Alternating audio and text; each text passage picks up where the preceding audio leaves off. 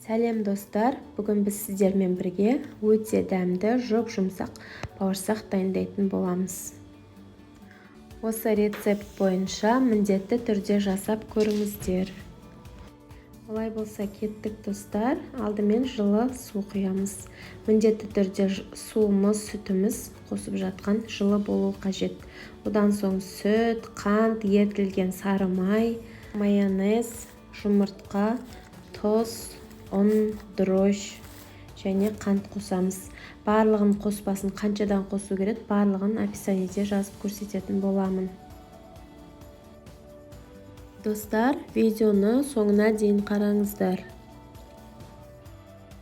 Достар, дәл осы қоспамен дайындайтын болсаңыздар, 1 килограмм көлемінде бауырсақ дайын болады. Ал мен енді осы қоспалармен дайындап, тура жартысын морозилкаға салып қойдым да, жартысын ғана пісірдім.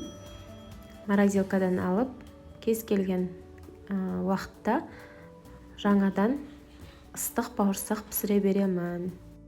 Қоспаларды араластырып болған соң, ұнды осылай ұнтақтан өткізіп, жақсылап қамыр илейміз. Өте жұмсақ қамырымыз бізде 40 минутта дайын болды, көтеріліп.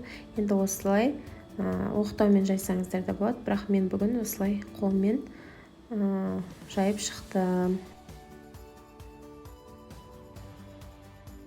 Достар, және осы бауырсақты жайған кезде мен кәдімгі сұйық маймен жайып шықтым. Ұн қосқан жоқпын. Ары қарай достар, осылай дөңгелек формасында стаканмен осылай бауырсақтарын формасын келтіріп дайындап қойдым. Және 15 минуттан кейін осылай бетін жауып қойдым. 15 минутта дайын болды және қызып тұрған майға екі жағын осылайша қуырып алдым. Және бізде осылай өте дәмді қып-қызыл бауырсағымыз дайын болды. Дәмі деген өте керемет. Және ертесіне де осылай жұп-жұмсақ болып, өзінің дәмін және жұмсақтығын сақтап тұрады. Достар, рецептім ұнаса, видеоға лайк басып, комментарий жазып және каналыма тіркелуді ұмытпаңыздар.